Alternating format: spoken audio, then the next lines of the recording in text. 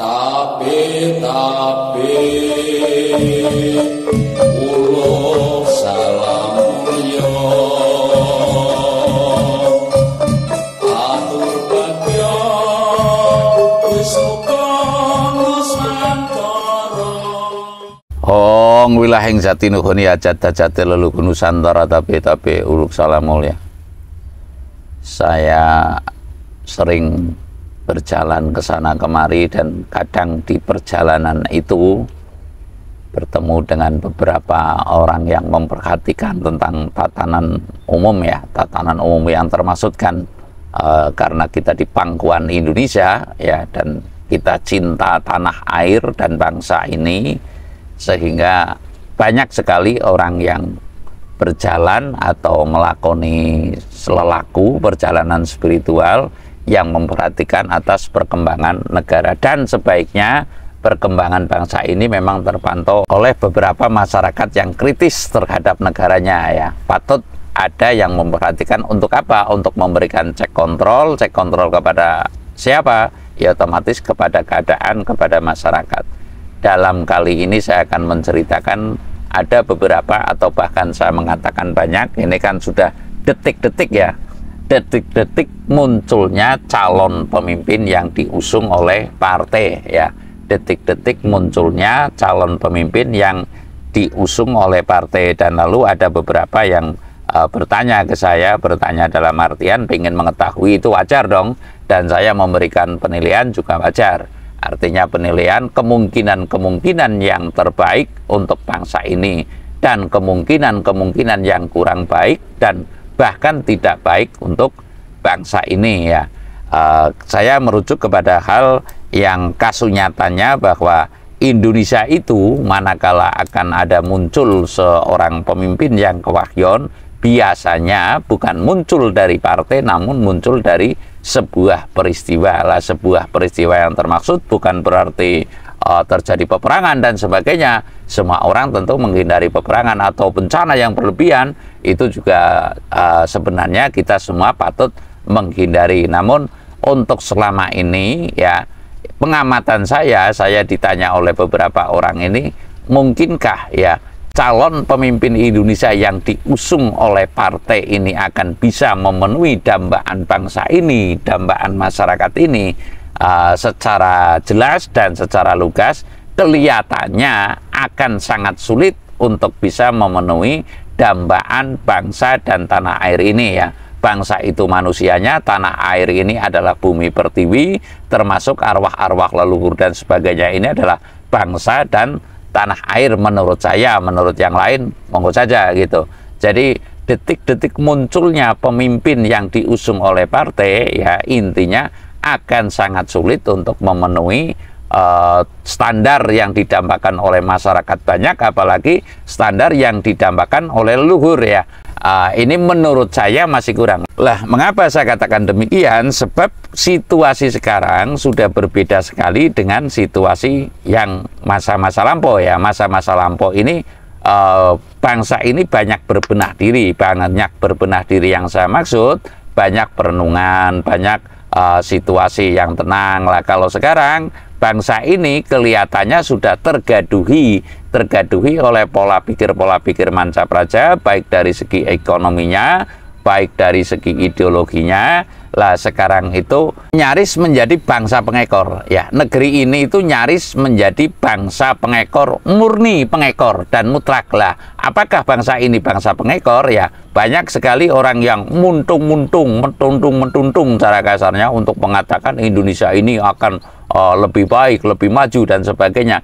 Kasus nyatanya sejak zaman reformasi ini ya, belum ada pemimpin yang bisa menunjukkan kesetaraannya lebih dari Pak Karno dan Pak Harto. Lah, mengapa demikian?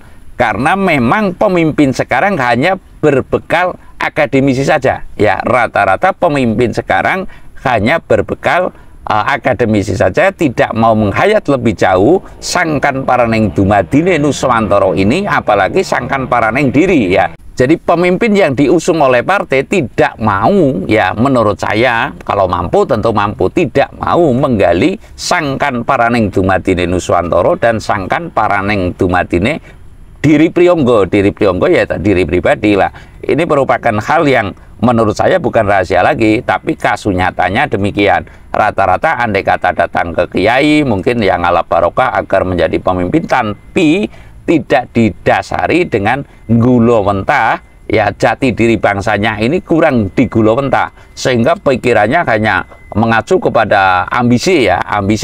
Ya saya tidak mengatakan si A, si B, si C, namun yang diusung oleh partai ini memang rata-rata tidak mau mengetahui jati diri bangsanya dan jati dirinya, ya artinya jati diri bangsa dan jati dirinya itu tidak mau mengetahui, sehingga mau tidak mau ketentuannya ini ketentuan pribadi, tidak bisa berwibawa atau tidak bisa merabawani seperti kala Pak Harto ya.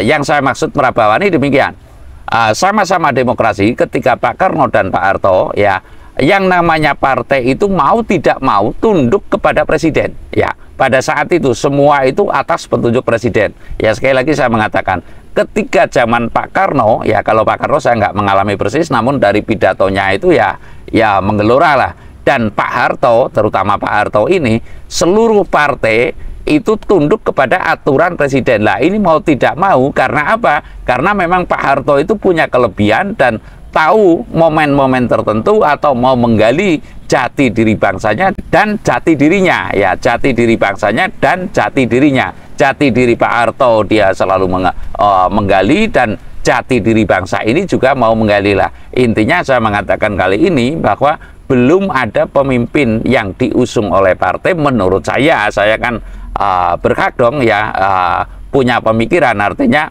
punya pemikiran bukan berarti saya benci, namun saya punya pemikiran bahwasanya saya pribadi belum ada penilaian kepada para pemimpin yang diusung oleh partai ini mau menggali jati diri Nusantara dan jati dirinya. Umpamanya Pak Ganjar Pranowo umpamanya, menurut saya juga belum sejauh itu. Sebab ciri-ciri daripada orang yang mau menggali jati diri seperti Pak Karno setidaknya ya, seperti Pak Harto setidaknya itu banyak melakukan hal-hal yang membo sudro ing sampali ya. Membo sudro ing sampali ya, sekali lagi ciri daripada pemimpin yang mau menggali jati diri.